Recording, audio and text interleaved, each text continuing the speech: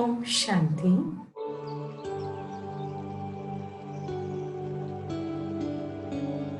मैं आत्मा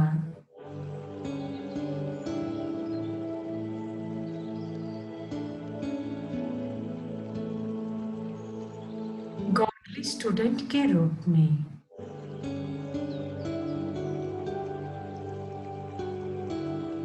अपने भ्रुकुटी सिंहासन पर स्थित हूँ।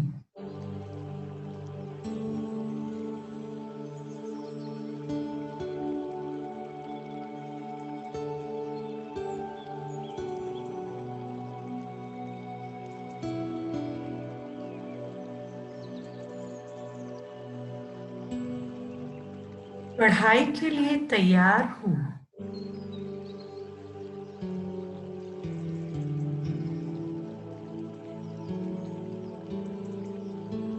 अपने फरिश्ते स्वरूप द्वारा मैं आत्मा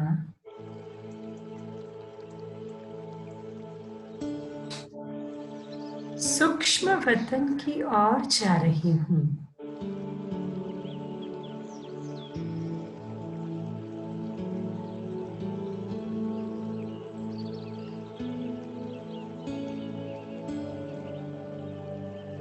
जहाँ अव्यक्त बाप दादा बहुत सुंदर मुद्रा में पवित्र मुस्कान के साथ बैठे हैं।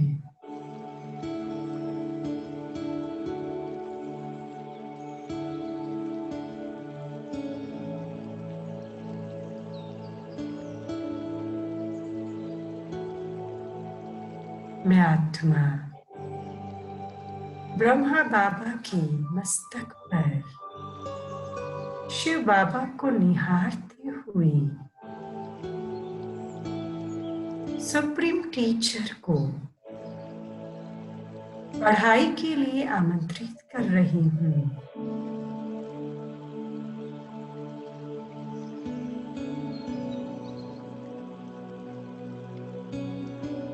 हे सर्वोच्च शिक्षक, मैं कितनी न भाग्यशाली हूँ। रोज सुबह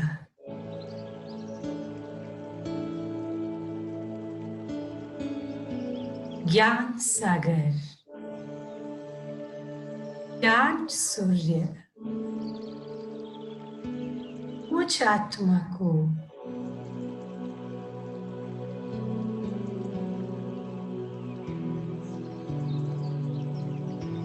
भरपूर करने के लिए, श्रृंगार करने के लिए इस धरती पर अवतरित होते हैं।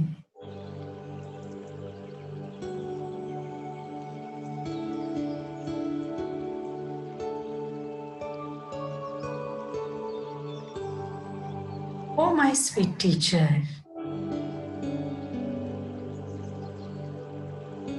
हम सब गॉडली स्टूडेंट पढ़ाई के लिए तैयार हैं।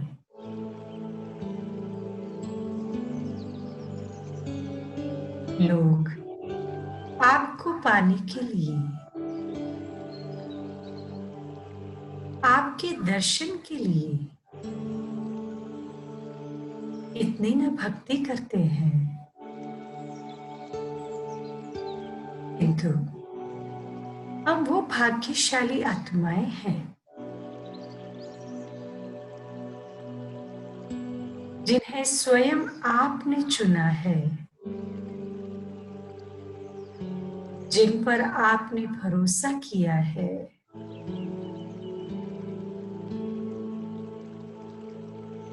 हे टीचर, चलिए हमारे साकार वतन की ओर,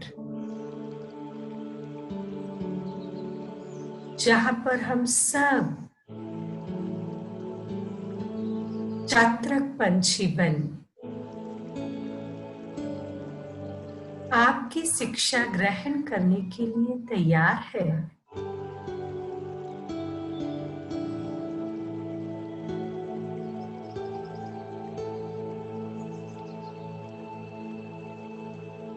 सुप्रीम टीचर,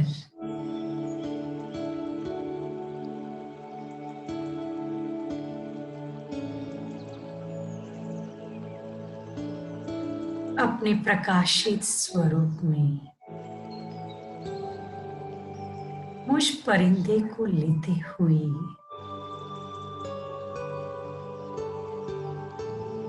इस यूनिवर्सिटी में उपस्थित है।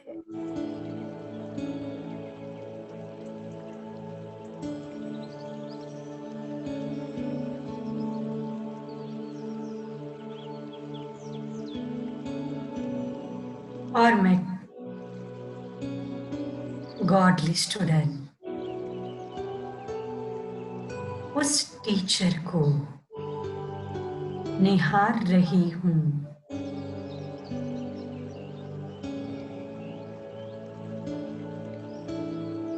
अपनी स्थिति में स्थित होकर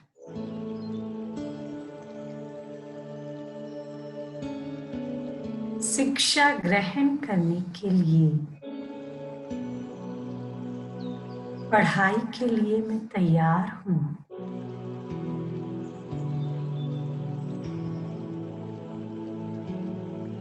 कुछ क्षण के लिए अपने रूहानी विद्यार्थी स्वरूप में स्थित हो जाइए और पढ़ाई के पहले सर्वोच्च शिक्षक से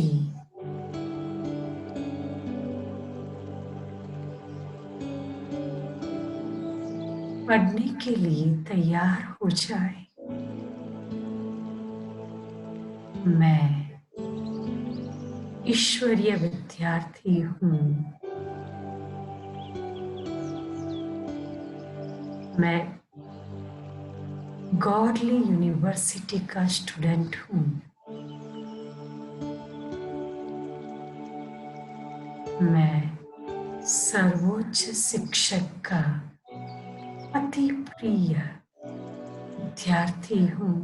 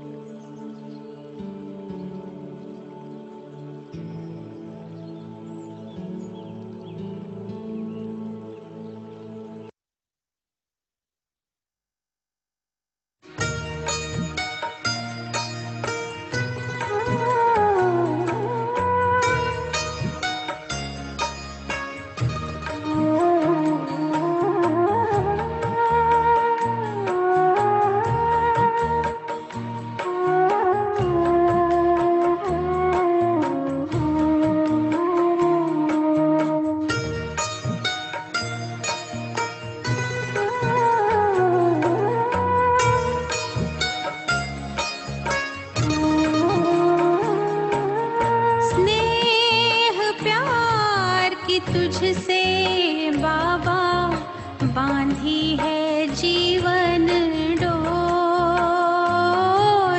बांधी है जीवन डोर।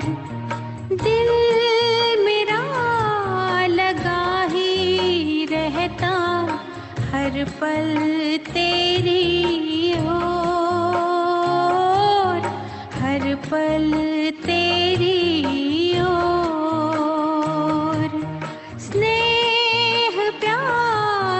तुझसे बाबा बांधी है जीवन डोर,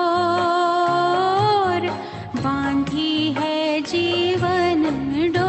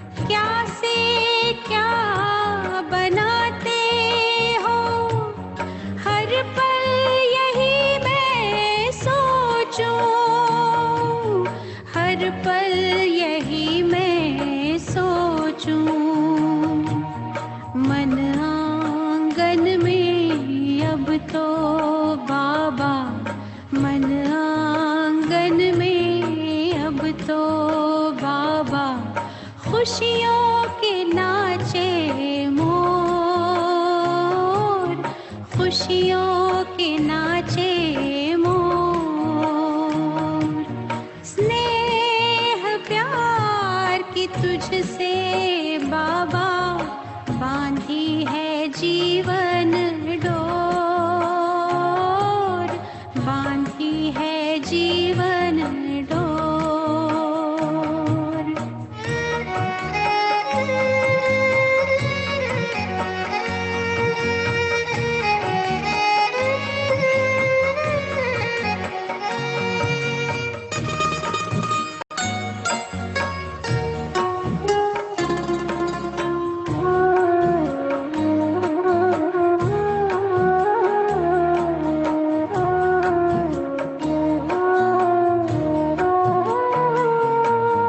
तुमने ही चमकाया बाबा तकदीर का ये सितारा।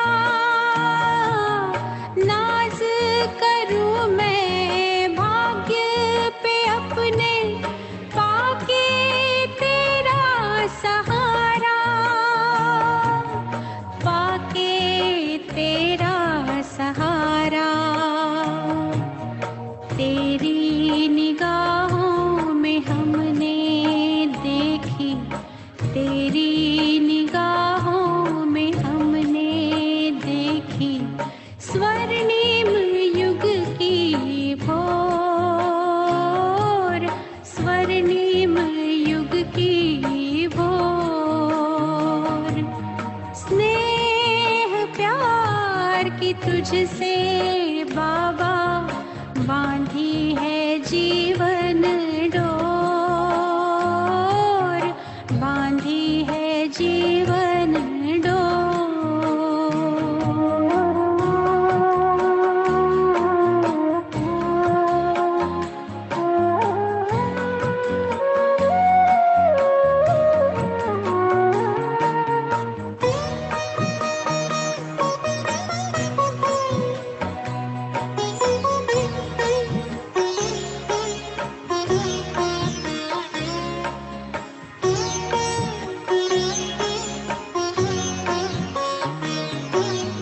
तेरी एक नजर में हम तो जन्मों का सुख पाए। तेरी ही महिमा के बाबा गीत सदा हम गाए, गीत सदा हम गाए। पाके अनोखा प्यार तेरा हम, पाके अनोखा प्यार तेरा हम हो गए भाव विभोर, हो गए भाव विभोर। स्नेह प्यार की तुझसे बाबा बांधी है जीवन डोर, बांधी है जीवन डोर। दिल मेरा लगा ही रहता हर पल तेरी ओर, हर पल तेरी ओर।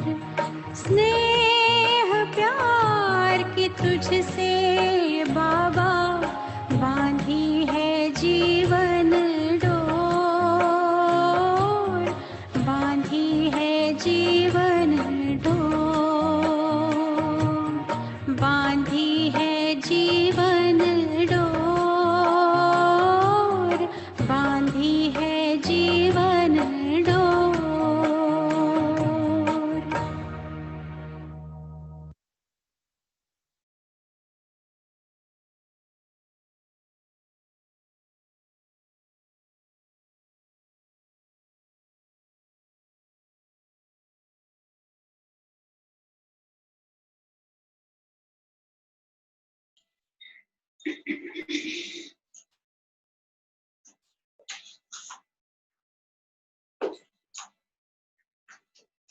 ओम शांति। ओम शांति। ओम शांति। ओम शांति। ओम शांति। ओम शांति। सबको गुड मॉर्निंग। Good morning.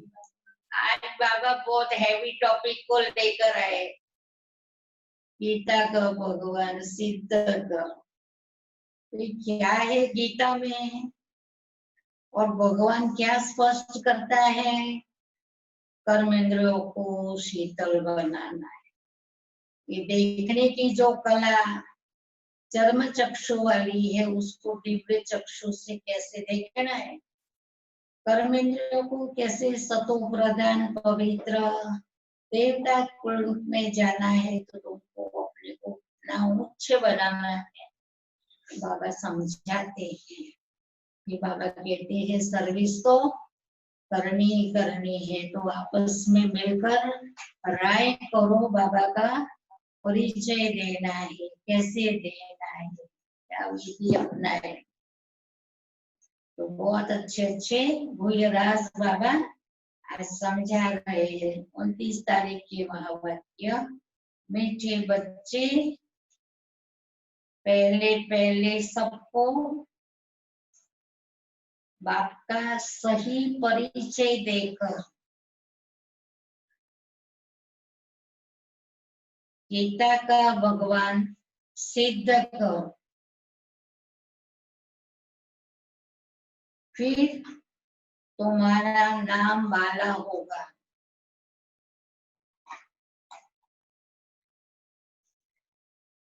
मीठे बच्चे पहले सबको बाप का सही परिचय देकर, वास्तव में भगवान है तो कैसा है, उसका रूप क्या है, उसकी गुण क्या है, वो रहने वाला कहाँ, कैसे आते हैं, कैसे काया में प्रवेश करते हैं, कौन रथ बनता है, पूरी बातें अच्छे से समझाओ।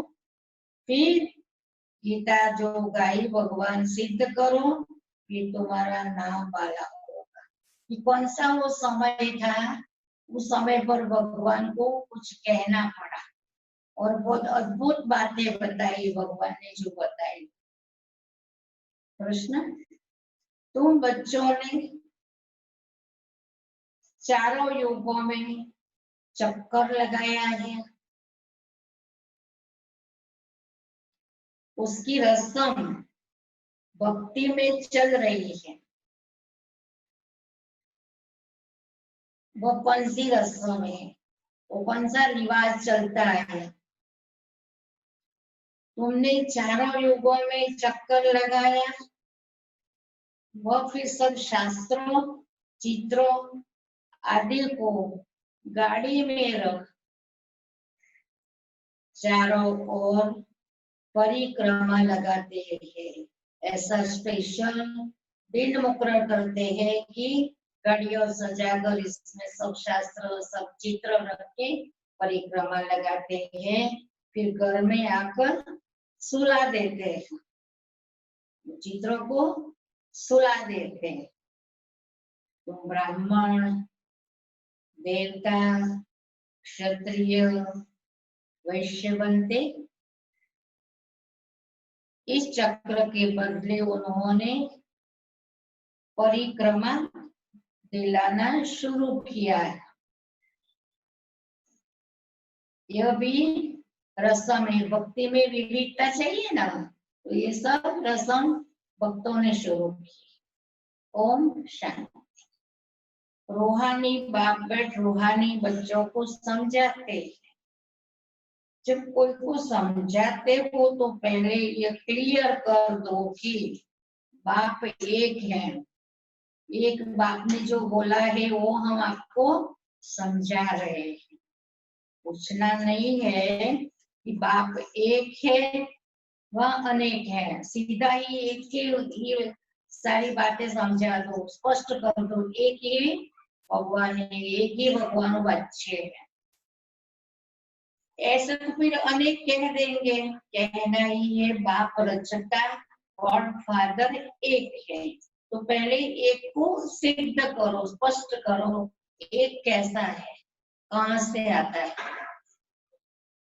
वो सब आत्माओं का बाप है। पहले पहले ऐसे भी नहीं कहना चाहिए, वो बिंदी है, क्योंकि अभी तक मोटे रूप में सर्विस की सबने, बिंदी को समझेंगे ही नहीं। इसमें फिर मूझ पड़ेगी। बिंदी की बात पहले लाएंगे तो मूझ पड़ेगी। पहले पहले तो ये अच्छी रीति समझाओ कि दो बाप है, एक लौकिक बाप, एक पारलौकिक बाप। लौकिक तो हर एक का होता ही है, उसके आधार पर तो पूरा सृष्टि चलती है, हर एक के लौकिक फादर है। लेकिन उनको कोई खुदा, कोई गॉड कहते हैं। लौकिक तो हर एक का होता ही है, उनको कोई खुदा, कोई गॉड कहते हैं। है एक ही। पारलौकिक बात का परिचय कोई खुदा कहेंगे, कोई गॉड कहेंगे, लेकिन वो एक ही, सब एक को ही याद करते। इशारा सबका उंगली का ऊपर होता है। वो परमात्मा शक्ति, वो रखवाला है, वो रक्षक है, वो सबकी पालना करने वाला है। तो पहले पहले ये पक्का निश्चय कराओ कि फादर है स्वर्ग की रचना करने वाला। फादर माना सुखदाता है। सदा सुखी कैसे रहे बच्चे, वो सिखाते हैं। वो यहाँ आएंगे स्वर्ग का मालिक बनाने। तो जो उल्टे राह पर चल पड़े हैं उस कबूलात करेंगे, रियलाइज करेंगे और फिर पाठ पढ़ाएंगे सत्य क्या है।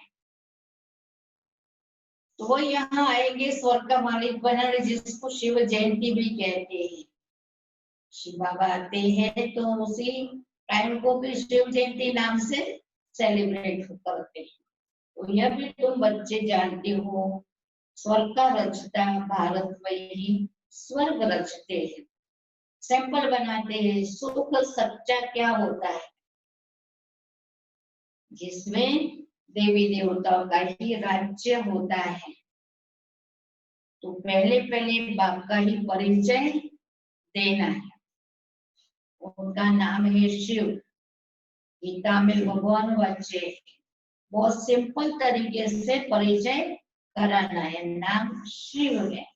भगवान बच्चे ये गीता में लिखत है। पहले पहले तो ये निश्चय कराए, लिख लेना चाहिए। यहाँ बराबर हमने समझा, इसका नाम शिव है। गीता में है भगवान बच्चे, मैं तुमको राज्यों सिखलाता हूँ। कर्म इंद्रियों को शांत बनाना है, पवित्र बनाना है, एकाग्रता बहुत चाहिए जीवन में, इसलिए हम ये पढ़ते। ये सारी बातें राजयोग में है। अर्थात घर से नारायण बनाता हूँ। ये कौन बना सकते हैं? घर बहुत नीचे उतर गया, उसको अपने एकदम ऊंचाई पर कौन ले आ सकता है? जरूर समझाना पड़े कि राजयोग सिलेबस भगवान का है, वो कुछ समझाते हैं, किस टाइम पर समझाते हैं, भगवान कौन है, फिर यह भी समझाना होता है। कैसे वो सागर है, कैसे वो अखंड शक्ति है, और उसकी शक्ति का इफेक्ट कहाँ तक पहुंचता है, घर कैसे नारायण बन जाता है।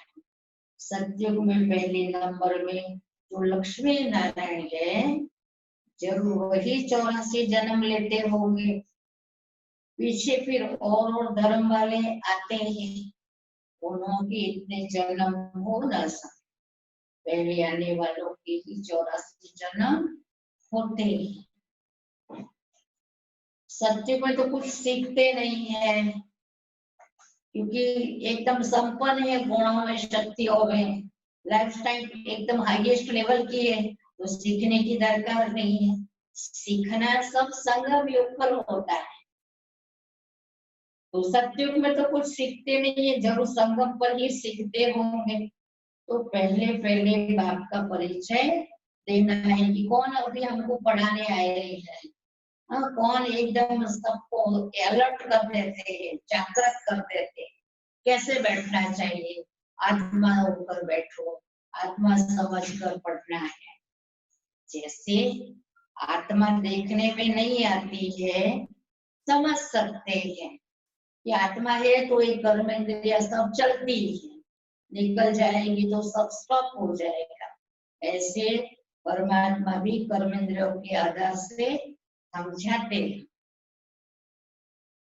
आत्मा देखने में नहीं आती, समझ सकते, वैसे परमात्मा को भी देख नहीं सकते हैं। देखने की बात है तो मनुष्य आत्मा को ये पक्का होगा है कि इन आंखों से जो देखे वही सही है।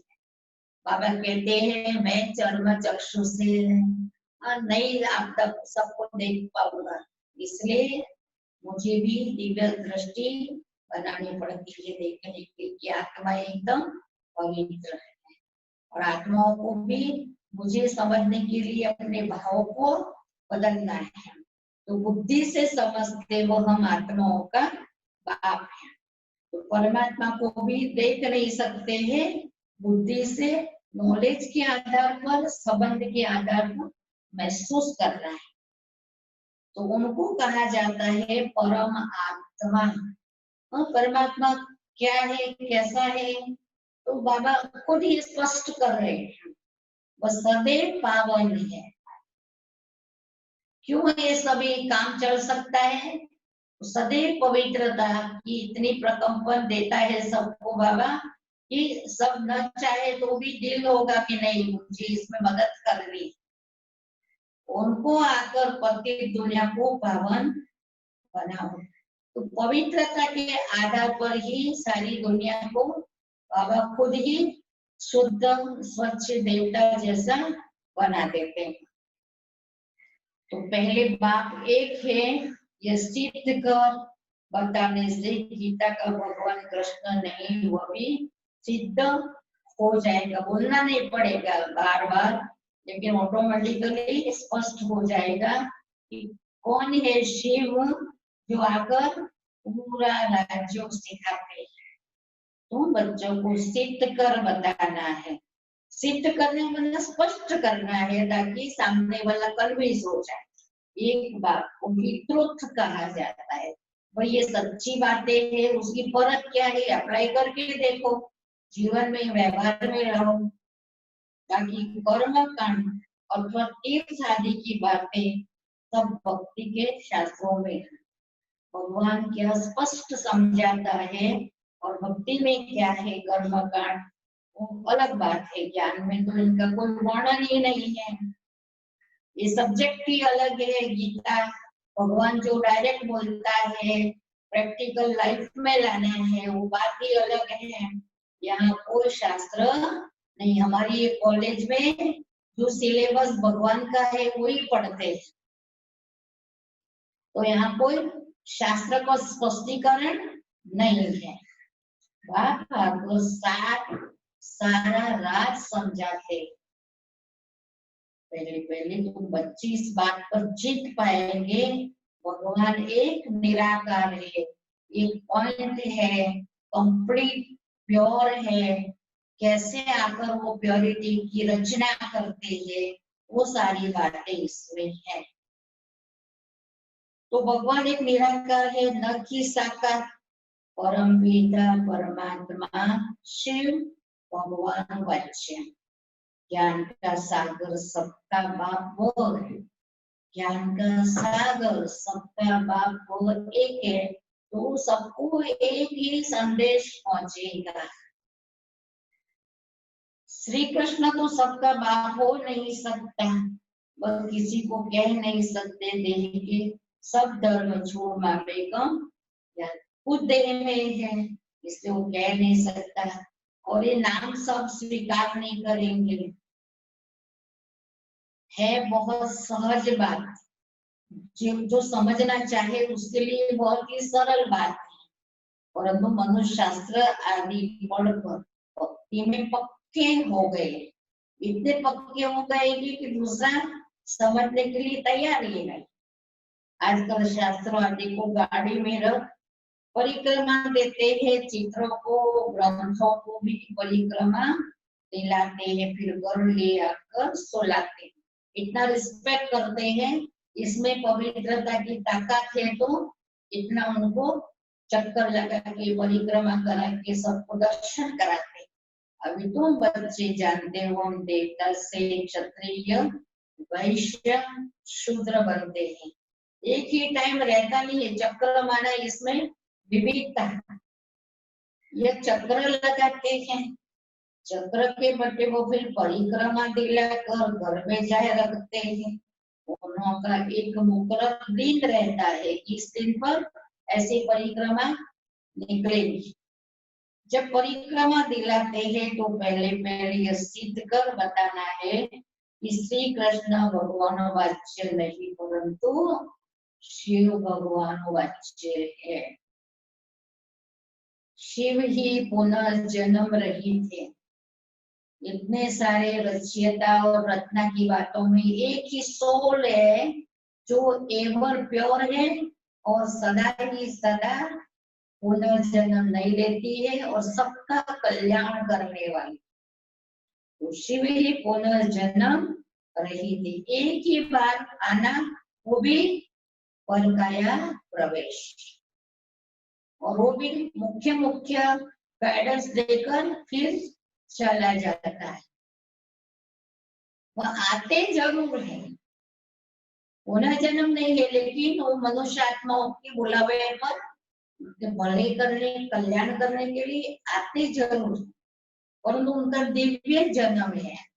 हम सब मनुष्य आत्मा जैसे आते हैं ऐसा नहीं, लेकिन परकाया प्रवेश, भगीरथ पर आकर सवार होते हैं। ये आत्माएं जैसे शरीर में बैठती है और अपनी ड्यूटी बजाती है, ऐसे बाबा को भी अपनी ड्यूटी बजानी है, तो दूसरे शरीर में कहाँ बैठेंगे? भागीरथ पर आकर।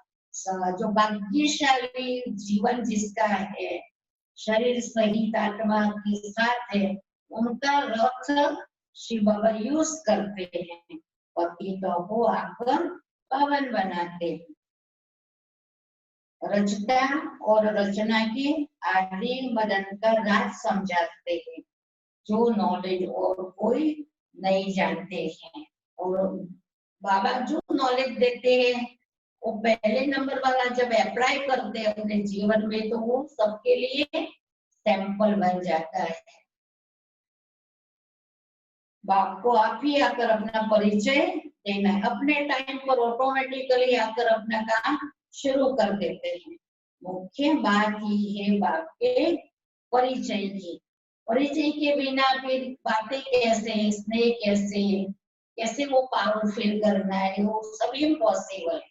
इसलिए परिचय संबंध में बंधता है, वही गीता का भगवान है। जब तुम सिद्ध कर बताएंगे तो तुम्हारा नाम बोल बाला हो जाएगा। तो कैसे आया, कैसे गीता स्पष्ट की, कैसे जीवन में एक नया बदलाव करना कैसे है, ये बात बाबा कहते तुम बच्चे प्रैक्टिकल करो तो तुम्हारा नाम बाला हो जाएगा।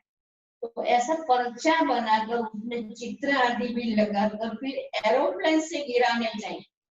जब मुरली चली तभी बाबा ने बताया कैसे जन जन को ये संदेश पहुंचे, एरोप्लेन से पर्चे गिराओ। मुख्य मुख्य बातें समझाते रहते हैं। तुम्हारी मुख्य एक बात में जीत हुई तो बस तुमने जीत पाई, इसमें तुम्हारा नाम बहुत बाला हुआ है, इसमें कोई खिटपिट नहीं करेंगे। ये बड़ी क्लियर बात है। बाप कहते मैं सर्वव्यापी कैसे हो सकता, और बाप का परिचय मैं एक ही हूँ, मैं आता हूँ, मैं परकाया प्रवेश, मैं निराकार हूँ, मेरा नाम सदा ही शिव है। तो ये सारी बातें स्पष्ट करो। मैं तो आपके बच्चों को नॉलेज सुनाता हूँ, सही क्या है वो बाबा बताते हैं, फिर तुमको ग्रहण करके पूरा डाइजेस्ट होकर नॉलेज का स्वरूप में लाना, तभी आप सिद्ध कर सकते। पुकारते भी आकर पावन बनाओ रचता रचना का ज्ञान सुनाओ, इसलिए बुलाते हैं आकर पहले पहाड़ बनाओ, पहले थोड़ा शुद्धि कराओ तो पता पड़े एकदम रियल में क्या थे, और फिर हमको सिखाओ समझाओ तो कुछ हमारे मन में बैठे। महिमा भी बाकी अलग है, कृष्ण की अलग है, ये तो सबको पता है। कृष्ण की महिमा 16 कला संपूर्ण है, और बाकी महिमा सागर के तरीके से, प्यार का सागर, ज्ञान का सागर, आनंद का सागर, सागर ही सागर जिसका अनुभव हो और उसको शब्दों में बैठ के बताए तो ये पॉसिबल है। तो महिमा बाकी अलग, कृष्ण की अलग, ऐसे नहीं श्री बाबा आकर भी कृष्ण अथवा नारायण 84 जन्मों में आते हैं, नहीं।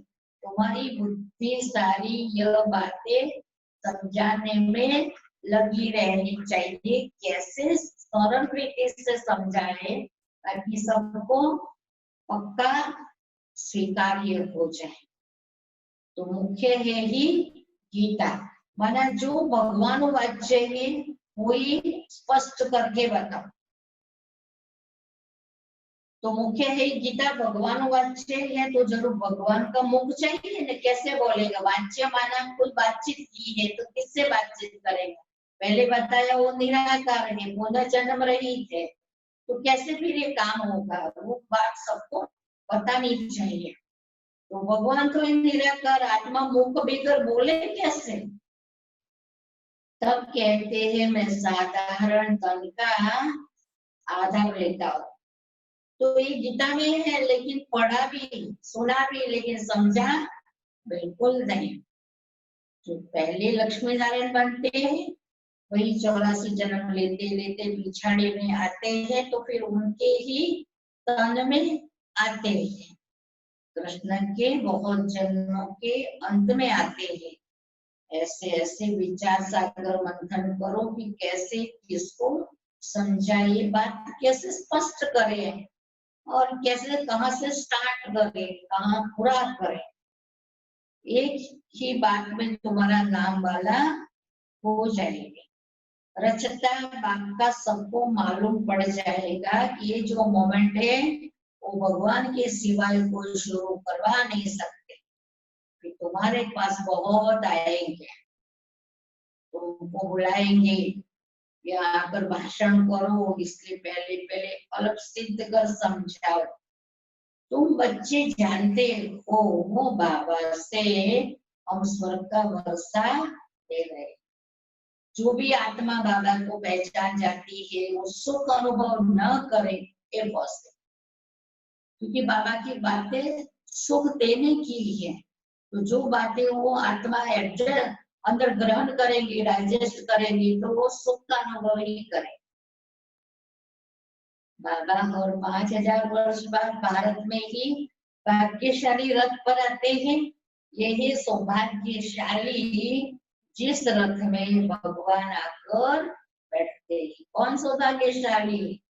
हाँ, दादा लेखराज, बाद में उसका नाम शिव बाबा ने अलौकिक जन्म दिया तो नाम रखा प्रजापिता ब्रह्मा।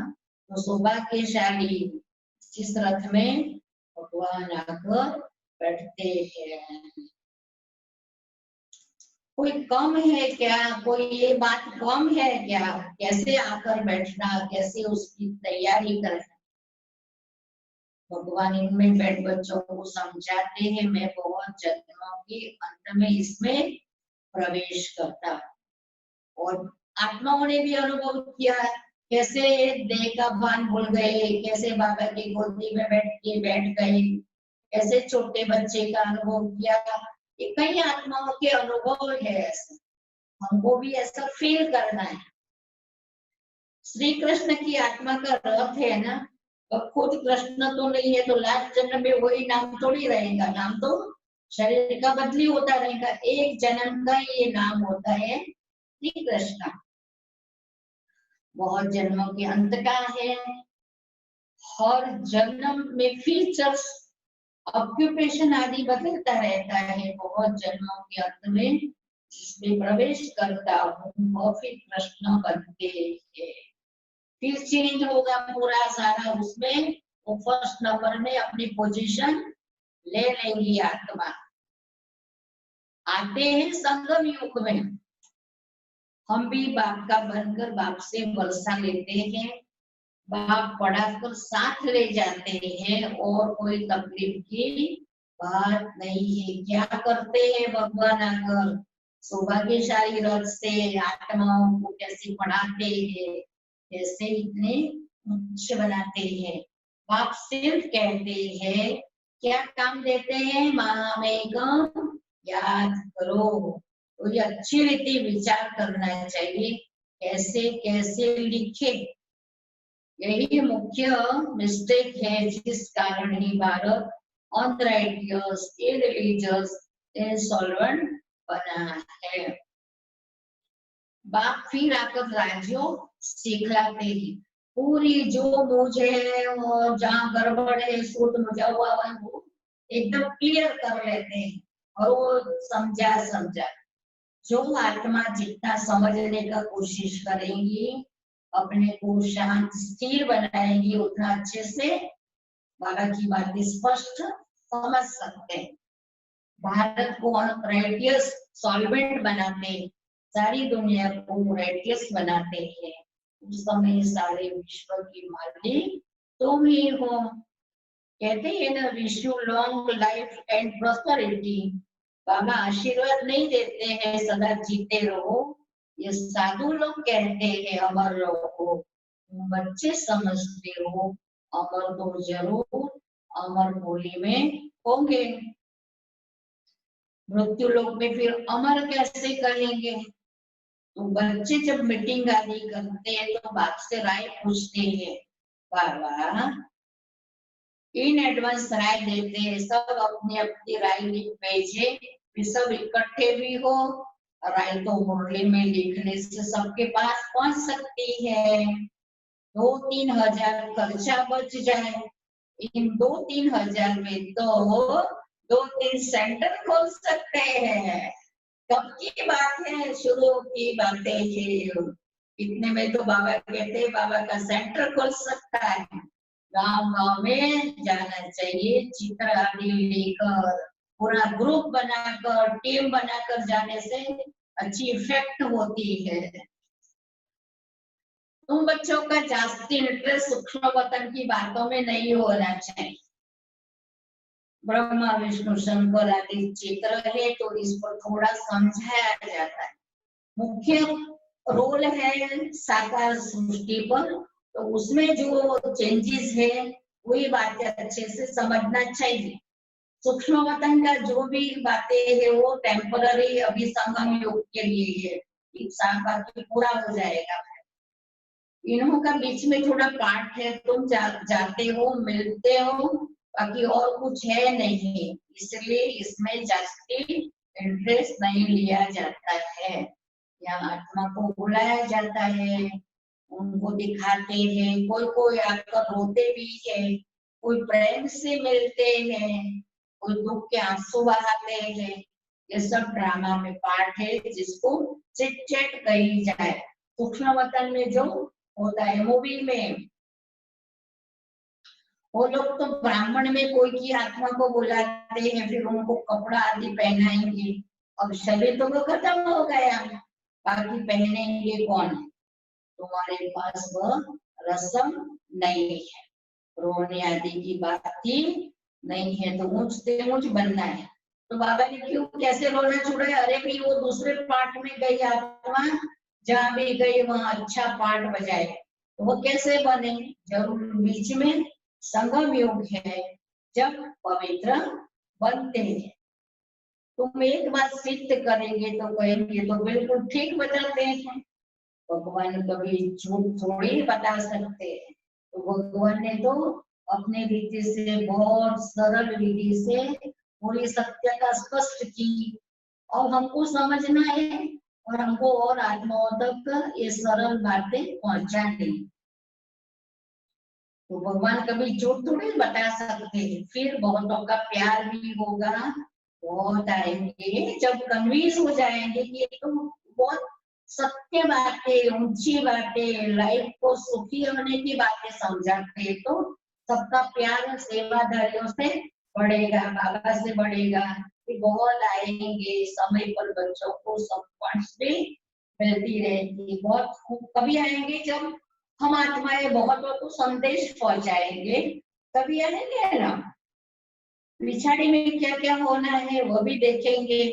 लड़ाई लगेगी, बॉम्ब छूटेंगे, पहले मौत है उस तरफ, यहाँ तो रक्त की नदियां बह रही है, फिर घी दूध की नदी, पहले पहले धुआं मिला इससे निकलेगा। डर भी वहां है, इतने बड़े बड़े बॉम्ब्स बनाते हैं, क्या क्या उसमें डालते हैं जो एकदम शहर को खत्म कर देते हैं। ये भी पता नहीं किसने स्वर्ग की राजाई स्थापन की। हेवनली गॉडफादर जरूर संगम पर ही आते हैं। देखो सृष्टि चक्र का टाइम ओवर हो जाएगा तो फटाफट सब कुछ होगा ना, क्योंकि फिर इसी धरती पर और पवित्रता की संसार शुरू करवाना है भगवान को। ये रुकता नहीं है, ये उल्टा नहीं चलेगा, इससे टाइम पर सब काम हो ही जाएगा। तुम जानते हो अभी संगम है, तुमको मुख्य बात समझाई जाती है बाप को याद की। याद करने से फायदा कितना होगा, जिससे पाप कटेंगे। भगवान जब आया था तो कहा था, बाबा वायदा याद कराते हैं। भगवान जब आया था तो कहा था मामे को भी याद करो। क्या बातें बोली थी, मुझे को ही याद करो, तुम सतो प्रदान बन जाएंगे। तुम्हारे अंदर जो चेंजेस चाहिए, जो सुख की फीलिंग अनुभव करनी है, वो सतो प्रदान बनने से हो। मुक्ति धाम में जाएंगे। फिर पहले से लेकर चक्र रिपीट होगा, डिटिज्म, इस्लामिज्म, बुद्धिज्म। तुम स्टूडेंट की बुद्धि में सारी नॉलेज होनी चाहिए ना, और से समय पर कौन कौन धर्म स्थापक आएंगे और अपना धर्म स्थापन करेंगे। खुशी रहती है, हम कितनी कमाई करते हैं। ये अमर कथा अमर बाबा तुमको सुनाते हैं। फिर याद कराया बाबा ने, कौन सुना रहे हैं, तुम्हारे अनेक नाम रख दिए हैं। मुख्य पहले पहले डिटिज्म, सबकी वृद्धि होते होते झाड़ बढ़ता जाता है। हर एक धर्म अपने सेक्शन में अपनी वृद्धि करेगा, सेवा करेगा। अनेक धर्म अनेक मतें हो जाती है। ये एक धर्म एक श्रीमत से स्थापन होता है। भगवान वाच्य रोज पढ़ना है, लिखना है, मंथन करना है, चार्ट बनाना है। वेद की बात ही नहीं है कि ये ऐसा कहता है, उसमें ऐसा है। एक ही भगवान का सिलेबस, उसको पढ़ना ही पढ़ना है। ये रूहानी नॉलेज रूहानी बाप बैठ समझाते हैं। आत्मा फिर से अपने अनादि रूप में कैसे आ जाए, वो नॉलेज भगवान के सिवाय कोई दे नहीं सकता है। तुम बच्चों को खुशी में रहना चाहिए। क्यों खुशी में रहना चाहिए, कैसे क्या बाबा बना रहा है और हमारा सिलेक्शन भगवान ने किया। देवता कुल में ले जाने का और पढ़ाई कराते हैं, इससे खुशी में रहना है। तुम जानते हो बाप हमको पढ़ाते हैं, तुम अनुभव से कहते हो, तो ये शुद्ध अहंकार रहना चाहिए कि भगवान हमको पढ़ा रहे। भाई तुम ऐसा कैसे बोल सकते हो, किसने सिखाया आपको? अरे भगवान से पढ़ते हैं, भगवान ने बोलना सिखाया, तो और क्या चाहिए। जबकि हम विश्व के मालिक बनते तो खुशी क्यों नहीं रहनी। ये निश्चय में कहाँ संशय है, बात में संशय नहीं लाना चाहिए। भगवान वाच्य माना भगवान वाच्य ट्रूथ है, इसमें डाउट्स की बात। हम अगर डाउट्स करें तो हमारा नुकसान है। माया संशय में लाकर बोला देती है। बाबा ने समझा है, माया आंखों द्वारा बहुत धोखा देती है। अच्छी चीज देखेंगे, दिल बीट बीट करेंगे, खाए, आंखों से देखते तो क्रोध आता है मारने लिए, देखे ही नहीं तो मारे कैसे। हाँ, तो देखने से कैसे वो वाइब्रेशन अंदर चले जाते हैं और आवेग आता है। आंखों से देखते हैं तब लोभ मोह भी होता है। ओम शांति शांति। ओम शांति शांति। अंतर मन में ज्योति जगा लो, होगा दूर अंधेरा।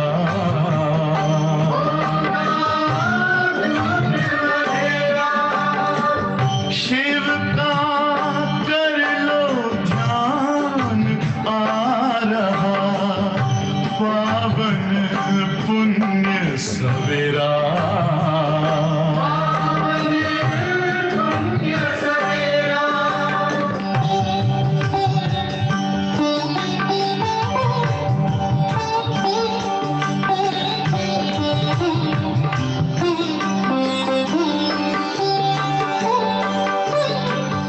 तुम हो कौन, कहाँ से आए, अपने आप को जानो।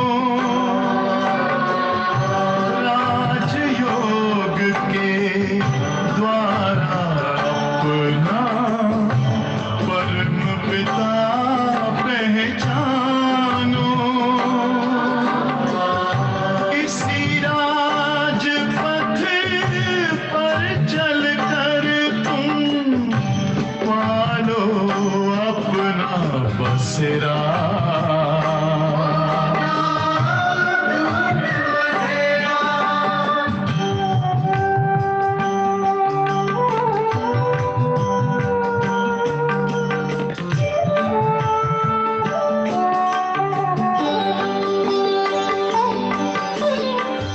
तुम हो आत्मा तन से प्यारे, परमात्मा को प्यारे।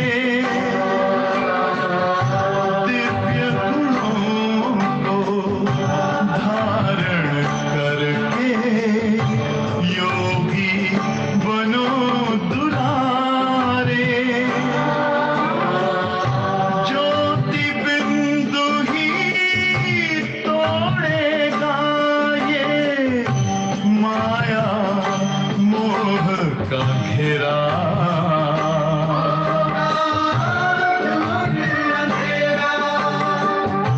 अंतर मन में ज्योति जगा लो, होगा दूर अंधेरा।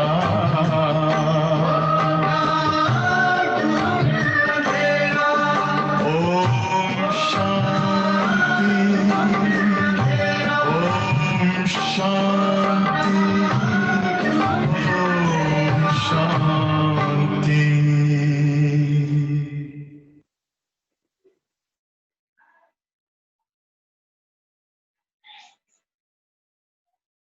तो मुख्य धोखा देने वाली आंखें हैं, इन पर पूरी नजर रखनी चाहिए।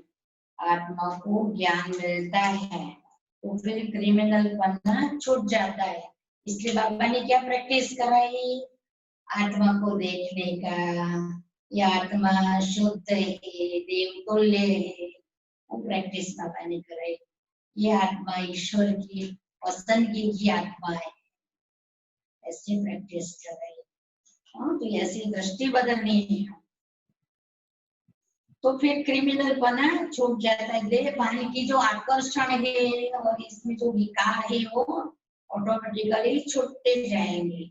ऐसे भी नहीं आंखों को निकाल देना है कि आंखें बहुत ऐसे धोखा देती, इसको निकालो।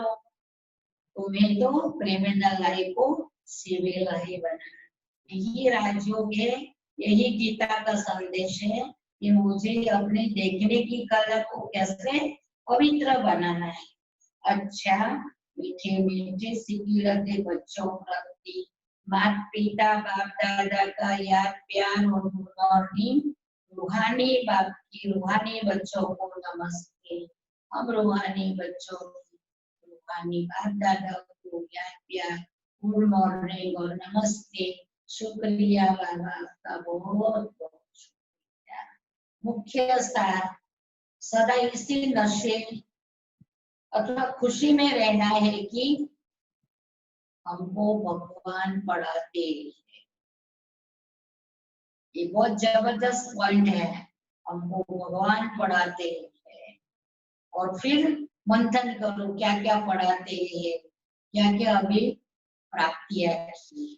किसी भी बात में संशय बुद्धि नहीं होना है, कोई भी पॉइंट में संशय नहीं उठाना है। बाबा ने कहा जो एकदम 100% हमारे लाभ के लिए है। शुद्ध अहंकार रखना है कि क्या थे और इसी पढ़ाई ने हमको कहाँ लाकर बिठाया है।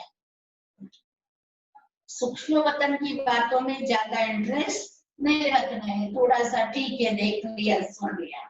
आत्मा को सतो प्रधान बनाने का पूरा पूरा पुरुषार्थ करना है। आपस में राय कर सबको बाप की सही पहचान देनी है।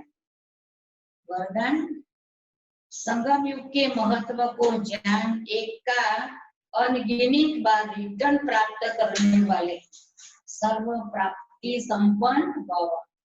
भगवान का हिसाब क्या, हम एक करे वो अनंत बार अनेक बार अनगिनत बार रिटर्न करता है। संगम युग पर बाप दादा का वायदा है 1-2 लाख लो, 1-2 लाख लो। जैसे सर्वश्रेष्ठ समय, सर्वश्रेष्ठ जन्म, सर्वश्रेष्ठ टाइटल इस समय के है, वैसे सर्व प्राप्तियों का अनुभव अभी ही होता है। अभी एक का सिर्फ लाख गुना नहीं मिलता, लेकिन जब चाहो जैसे चाहो जो चाहो बाप सर्वण रूप में बांधे हुए हैं आपकी सेवा के लिए। सुना अच्छे तरह, सर्वण रूप में बांधे हुए। हाँ जी बच्चे, मैं हाजिर हो जाता हूँ, एक का अनगिनत बार रिटर्न मिल जाता है। गिनती की बात नहीं, अनगिनत बार रिटर्न, क्योंकि वर्तमान समय वरदाता ही आपका है। कितनी खुशी की बात है, अच्छे से सबने सुना ना, समझा ना, कि वरदाता ही आपका हो गया है। जब बीज आपके हाथ में है तो बीज द्वारा जो चाहो वह सेकंड में लेकर सर्व प्राप्तियों से संपन्न बन सकते हो। स्लोगन, कैसी भी परिस्थिति हो, कैसी भी परिस्थिति हो, परिस्थिति चली जाए लेकिन खुशी नहीं जाए। परिस्थिति चली जाए लेकिन खुशी नहीं जाए। ओम शांति। आज का स्वमान है, मैं दृढ़ संकल्पधारी हूँ। जो भी करना है वो हम दृढ़ संकल्प करते हैं। हम विश्व परिवर्तन की आधारभूत आत्माएं हैं। इसी स्मृति से विश्व परिवर्तन के कार्य में दिन रात बिजी रहो। स्वयं को सर्व के उदार मूर्त समझकर संगठित रूप में रहम की भावना, विश्व कल्याण की भावना, सर्वात्माओं को दुखों से छुड़ाने की शुभकामना अब दिल में उत्पन्न हो। संगठित रूप में इस एक संकल्प को अपनाओ, अर्थात दृढ़ संकल्प की इकट्ठी उंगली दो तो ये कलयुगी पर्वत परिवर्तन हो, गोल्डन वर्ल्ड बन जाएगा। अब समय का इंतजार नहीं करो, समय को आधार नहीं बनाओ, लेकिन यह इंतजार करो। ओम शांति। एकाग्रता की बहुत अच्छी एक पॉइंट सुनाते हैं। एकाग्रता के अभ्यास द्वारा ज्ञान सूर्य का चमत्कार दिखाओ कि भगवान कौन सी एकाग्रता सिखाते हैं। कोई भी कार्य करते अथवा पाठ बजाते सागर समान ऊपर में भले हलचल दिखाई दे। सागर देखते तो ऊपर हलचल देखते हैं ना, लेकिन अंदर की स्थिति नथिंग न्यू की हो। ये जो भी कुछ भी सीन सीनरी देखते हैं कोई नई बात नहीं है। रचयिता रचना के अंत को जानने वाले त्रिकालदर्शी आराम से शांति के स्टेज पर ऐसे स्थित हो जाए जो कोई भी कर्मेंद्र की हलचल आंतरिक स्टेज को हिला न सके। अंदर से हिल जाते हैं तो अंदर के सारी बॉडी की लाइफ लाइन को नुकसान होता है, इसलिए बाबा कहते हैं अंदर से एकदम शांत चित पवित्रता के प्रकंपनों से संपन्न। ओम शांति, ओम शांति।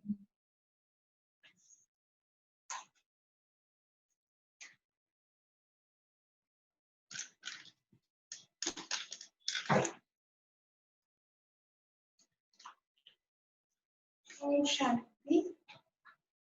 आज बाबा की सारी मुरली बाप का परिचय दो कि गीता का भगवान कौन है। आज सारी मुरली इस पर थी, लेकिन अभी इस कोरोना के पीरियड में सब एक दूसरे के कांटेक्ट में बहुत नहीं आते हैं, इसीलिए आज टास्क रखेंगे। आज का स्लोगन क्या था कि कैसी भी परिस्थिति हो लेकिन खुशी नहीं जानी चाहिए। तो आज का टास्क रखेंगे कि आज कुछ भी हो जाए, कोई भी परिस्थिति आए लाइफ में, कोई भी ऊपर चढ़ाव हो, लेकिन खुशी गायब नहीं होनी चाहिए। सारे दिन खुशी में रहना, ठीक है। तो पहले 1 मिनट साइलेंट करते हैं, फिर उसके बाद मुरली देनी चाहिए। ओम शांति।